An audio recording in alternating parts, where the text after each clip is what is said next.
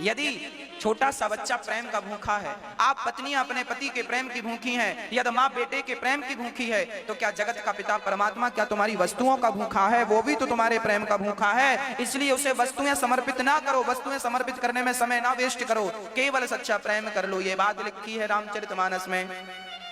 राम ही केवल प्रेम प्यारा, जान ले जो जान निहारा। क्या पसंद है भगवान को? केवल प्रेम। पर हम लोग प्रेम ना करके बाकी सब करते हैं। फूल चढ़ाते, तुलसी चढ़ाते, सोना चढ़ाते, चांदी चढ़ाते, पैसा चढ़ाते, मिठाई के डिब्बे चढ़ाते, नारियल सब चढ़ाते हैं, बस भगवान से हम प्रेम नहीं कर पाते हैं। इसलिए आज समाज में ये प्रश्न खड़ा है कि भगवान है या नहीं, भगवान है या नहीं। ये प्रश्न इसलिए है क्योंकि लोगों के अंदर प्रेम नहीं है। प्रेम होगा, ये प्रश्न हमेशा के लिए समाप्त हो जाएगा। दीपक जलाओगे तो अंधकार चला जाएगा, दीपक नहीं जलाओगे तो अंधकार खड़ा रहेगा। एक प्रेम का प्रकाश हो तो संशय का अंधकार अपने आप समाप्त हो जाए, पर प्रेम हो तब।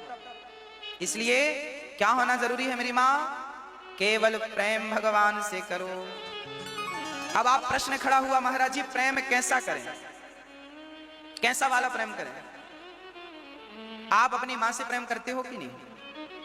हाँ या ना? अपनी बहन से प्रेम करते हो कि नहीं? अपने पति से प्रेम करते हो कि नहीं? अपनी पत्नी से प्रेम करते हो कि नहीं? अपने बेटे से प्रेम करते हो कि नहीं? अपनी बेटी से प्रेम करते हो कि नहीं?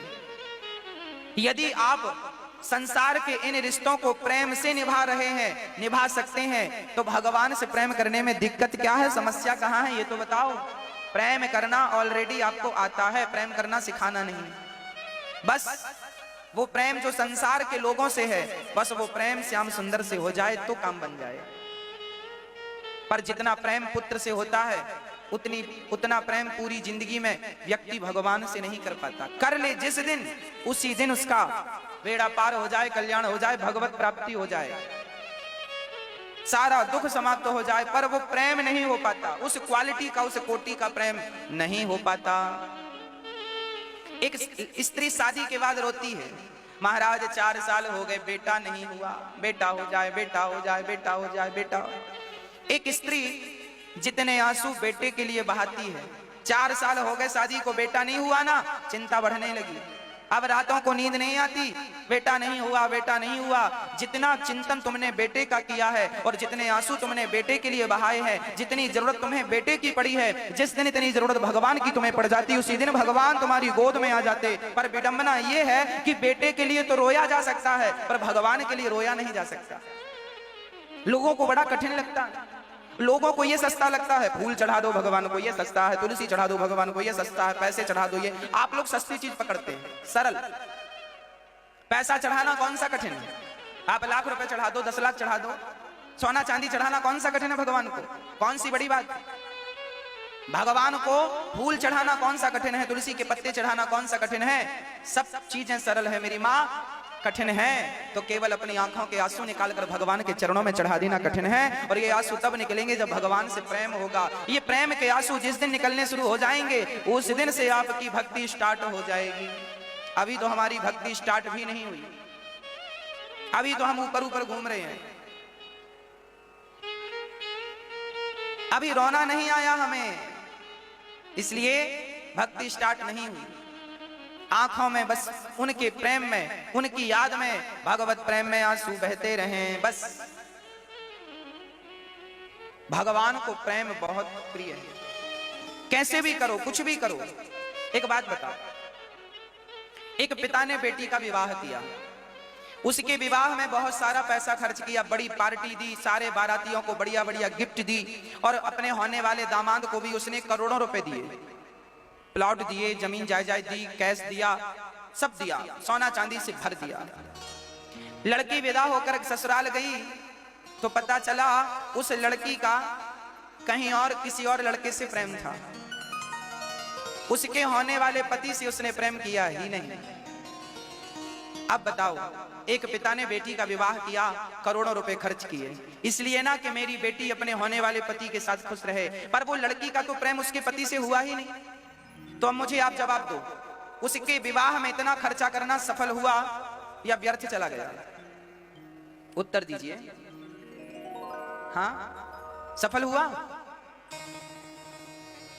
उस लड़की के विवाह में इतना पैसा उसके पिता ने खर्चा किया, पर उस लड़की का प्रेम उसके पति से हुआ ही नहीं, तो इतना खर्चा करना सब बेकार चला गया। उसी प्रकार तुमने एकादशी, द्वादशी, पूर्णिमा, कुंभ और तीर्थ और व्रत सब किए, पर तुम्हारा भगवान से प्रेम हुआ ही नहीं जिससे प्रेम होना था। अरे एकादशी, द्वादशी, त्रयोदशी और ये व्रत उपवास जितने साधन हैं, बार बार बिहारी जी का दर्शन, बार बार जगन्नाथ जी का दर्शन, ये जो हम साधन करते हैं ये इसीलिए करते हैं कि किसी भी प्रकार से भगवान के चरणों में प्रेम हो जाए, और भगवान से प्रेम हुआ ही नहीं तो ये सब साधन बेकार हो गए कि नहीं?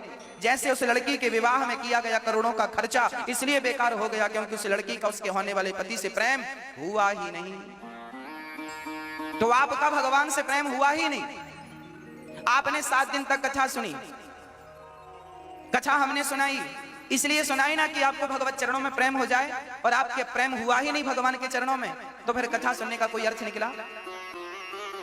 आपने बिहारी जी का दर्शन 10 बार किया, पर बिहारी जी से प्रेम तो हुआ ही नहीं, तो फिर दर्शन करने का फायदा क्या? हमने चारों धाम 10-10 बार कर लिए, पर चारों धाम करने के बाद भी अपने इष्ट में, अपने भगवान में प्रेम तो हुआ नहीं, तो फिर इतने सारे तीर्थ करने का अर्थ क्या है? अरे तीर्थ, व्रत, उपवास इसलिए किया जाता है कि किसी भी प्रकार से भगवान के चरणों में प्रीति हो जाए, बस प्रेम हो जाए। बस प्रेम हो गया तो आपके सारे व्रत तीर्थ सार्थक हो गए, और प्रेम नहीं हुआ तो सब उसी तरह बेकार है जैसे उस बेटी के विवाह में किया गया करोड़ों का खर्चा बेकार हो गया।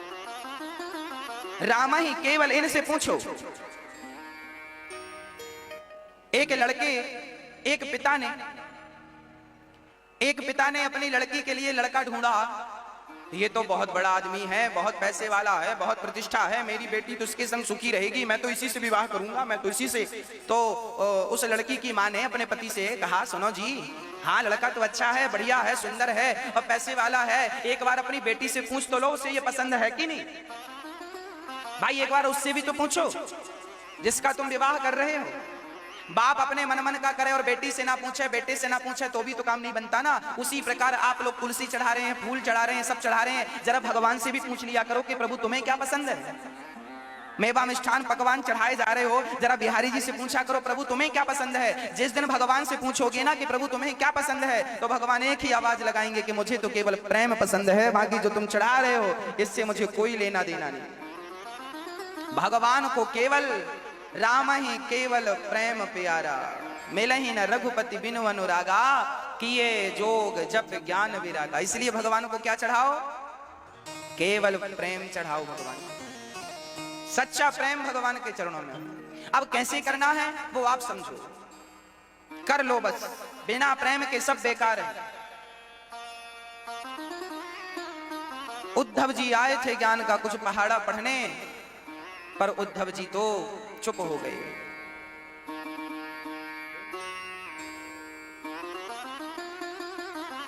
कुछ बात समझ में ना आई। उद्धव जी वापस जब गए, ब्रजरानी राधा रानी के चरणों की रज को माथे पे रख के गए। श्याम सुंदर ने हृदय में दर्शन कराया, ब्रज का दर्शन कराया। तब उद्धव का जो अहंकार था, अच्छा उद्धव जी का अहंकार था कि हम बड़े ज्ञानी हैं। कई बार ये अहंकार भी हमें भगवान से दूर कर देता है। भगवान से दूर कौन करता है? अहंकार। इसलिए भगवान से यही प्रार्थना करना कि हे नाथ मुझे स्वप्न में भी अहंकार ना आए, कभी अहंकार ना आए, क्योंकि अहंकार ने अच्छे अच्छों को मिट्टी में मिला दिया है। क्या ना आना चाहिए? अहंकार नहीं आना चाहिए।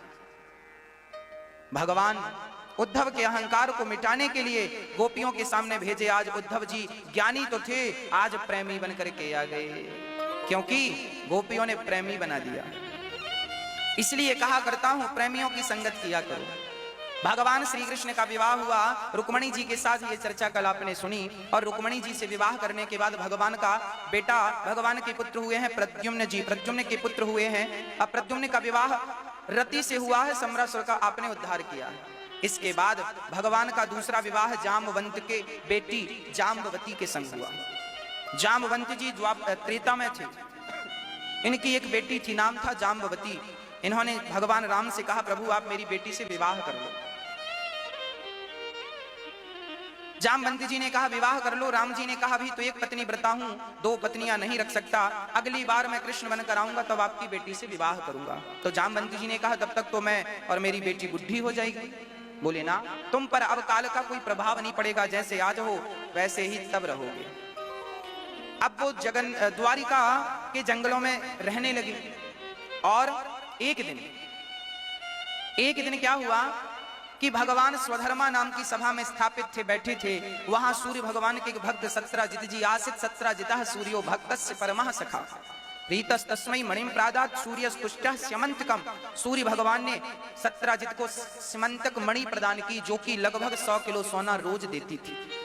एक दिन ये मणि पहनकर चले गए भगवान श्री कृष्ण की सभा में, और भगवान से कहा, भगवान ने सत्राजित जी से कहा, सत्राजित जी आप इतनी महंगी मणि क्या करेंगे, इसे राजकोष में जमा कर दीजिए, इससे तो इससे प्रजा का उत्थान होगा, कल्याण होगा।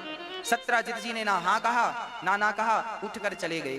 सत्राजित जी के अंदर देने का कोई भाव नहीं था, वो मणि देना नहीं चाहते थे। सत्राजित जी गए, और देखो जब आप अपने धन को धर्म से नहीं जोड़ते तो फिर वह धन आपका पतन कर देता है। धन क्या कर देता है? पतन कर देता है।